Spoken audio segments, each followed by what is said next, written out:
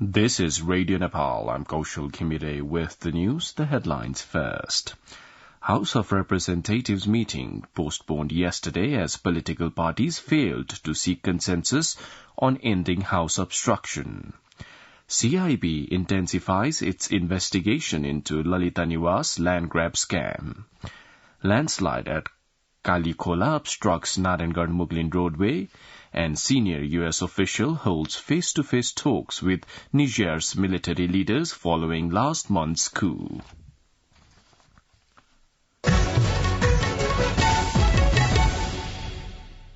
Now the news in detail. A House of Representatives meeting called for yesterday was scheduled for 3 in the afternoon today. The meeting could not take place yesterday as the meeting of the major political parties failed to seek consensus to end the House obstruction. Prime Minister Pushpakamal Dahal Prachanda, Nepali Congress President Shabhat Dewa, and CPN-UML Chairperson KP Sharma Oli held discussion at the Parliament building in New Baneshwar yesterday, but without any conclusion.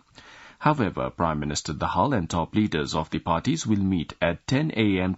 today to seek agreement regarding the removal of Parliament deadlock. CPN-UML whip Mahesh Bartaula said yesterday's meeting of the parties would put maximum effort to seek consensus today. The main opposition party, CPN-UML, has been obstructing the parliament, demanding the formation of a high-level probe panel to investigate the recent case of gold smuggling. Earlier yesterday, top leaders of the parties held a meeting at the initiative of House Speaker Debraj Khimire at his office in Singh Durbar. Meanwhile, the main opposition, CPN-UML, continued to obstruct the proceedings of the National Assembly yesterday as well. Once the session of the upper house convened, UML lawmaker Dilkumari Rawal Thapa Parvati said the party would not allow the National Assembly to undertake its business until the demand to form the high-level committee to investigate the gold smuggling case was addressed. The meeting has been postponed until tomorrow. Nepal police has intensified its investigation into the Lalita Niwas land grab scam. The Central Investigation Bureau of Nepal Police has been probing the scam. The CIB intensified the investigation by obtaining arrest warrant against 4 former ministers on charge of their involvement in the scam. A total of 143 ropenis of land belonging to the government was embezzled from the year 1992 to 2012. The Lalita Niwas land belonging to the government was brought under individual ownership by forgery. The Supreme Court last Sunday had ordered to investigate those directly involved in decision-making level from the then Council of Ministers and those certifying the decisions to take it to the implementation level. Likewise, the Supreme Court also ordered to investigate those taking the proposal to the higher level or authority. Accordingly, the CIB obtained an arrest warrant against former Deputy Prime Minister and the then Minister for Physical Planning, Vijay Kumar Gachedar, former State Minister Sanjay Kumar Shah, former Minister of Land Reform Chandradev Joshi, and former Minister Dambar Bahadur Shrestha. President Ramchandra Paudel yesterday appointed Lok Bahadur Thapa as Nepal's permanent representative and ambassador to the United Nations. Issuing a statement, the Office of the President said President Paudel also added a portfolio of non-resident ambassador to Mauritius and Zambia to Nepal's resident ambassador to South Africa. Likewise, Nepal's resident ambassador to China received an additional portfolio of non-resident ambassador to South Korea. Nepal's resident ambassador to Brazil, Nirmal Rajkafle, received an additional portfolio of non-resident ambassador to Paraguay. Meanwhile, President Ramchandra Paudel yesterday met the ambassador of Egypt to Nepal, Noha El-Gebeli, in a diplomatic exchange aimed at bolstering bilateral relations. The meeting, which took place at the presidential palace Sital Niwas, centered around various topics of shared interest. President Paudel took the opportunity to extend his congratulations to the Egyptian government for the successful organization of the 27th session of the Conference of the Parties to the United Nations Framework Convention on Climate Change, COP27, in 2022. Saudi Arabia's ambassador to Nepal, Saad bin Nasir Abu Hamid, yesterday paid a courtesy call on Prime Minister Pushpakamal Dahal Prachanda. According to Prime Minister's Secretariat, matters relating to bilateral interest and mutual concerns were discussed during the meeting held at Prime Minister's official residence in Balwatar.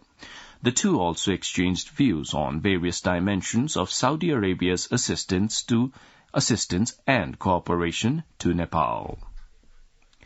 Ambassador of the European Union delegation to Nepal, Nona Dupré, yesterday paid a farewell call on Minister for Industry, Commerce and Supplies, Ramesh Rijal.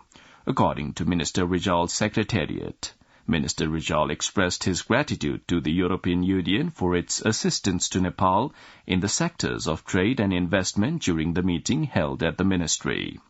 The minister urged the European Union ambassador to Nepal to encourage more investment from the EU member states in the fields of tourism, hydropower projects, agricultural industries and information technology. Communication and Information Technology Minister Rekha Sharma has expressed concern in expanding the broadcasting capacity of Radio Nepal and diversifying its programs. In a discussion regarding Radio Nepal's annual proposed action plan, policy and program and budget for fiscal year 2023-24 held at Communication Ministry yesterday, Minister Sharma thanked Radio Nepal for giving high priority to the use of digital platforms. Executive Director of Radio Nepal, Buddhi Bahadur Kesi, informed that Minister Sharma had instructed Radio Nepal to implement its programs in order to strengthen the broadcasting capacity and make them more effective. Radio Nepal is starting relay broadcasting from Rukum West, Bajura, Sinduli and Palpa in the current fiscal year, while Mahanagar FM is going to be operated in collaboration with Biratnagar Metropolitan City. Meanwhile, Minister Rekha Sharma has emphasized the importance of self-regulation for managing new media. Addressing the editor dialogue program organized by Press Council Nepal in Bhaktapur yesterday, Minister Sharma acknowledged the challenges of overseeing new media and stressed the need for self-regulation and a code of conduct. She also highlighted media's responsibility to focus on positive developments rather than only focusing on critical stories. The Narangarh-Muglin road section has been obstructed by a landslide that occurred at Kalikhola of Ichakamana Rural Municipality, Ward No. 6 in Chitwan. Police Chief in District Police Office, Rameshwar Karki, informed the two-way traffic had been obstructed after a landslip occurred at Kalikhola along the roadway early today morning. Efforts are on to clear the obstruction. With this, the vehicles in the road section have been stranded. You're listening to Radio Nepal's 8 a.m. English News Bulletin, now on to an international update. A senior U.S. official has held face-to-face talks with Niger's military leaders following last month's coup. Acting Deputy Secretary of State Victoria Nuland said the conversations had been extremely frank and at times quite difficult. Washington has said the coup can still be ended diplomatically, and President Mohamed Bazoum reinstated, but it has suspended aid payments in the meantime. West African countries are set to meet on Thursday to discuss the crisis. Now the general weather forecast for the country for today. According to the Meteorological Forecasting Division, the weather will be generally to mostly cloudy throughout the country. Light to moderate rain is likely to occur at many places of Kosi Province, Madhya Province, Bagmati Province, Gandaki Province, and Lumbini Province, and in some places of the rest of the country. There are also chances of heavy rainfall at a few places of Kosi, Bagmati and Gandaki provinces, and at one or two places of Madhya and Lumbini provinces. With this, we have almost come to the end of this news bulletin, but before wrapping up, let's have a reminder of the headlines once again. House of Representatives meeting postponed yesterday as political parties failed to seek consensus on ending House obstruction. CIB intensifies its investigation into Lalita Niwas land grab scam.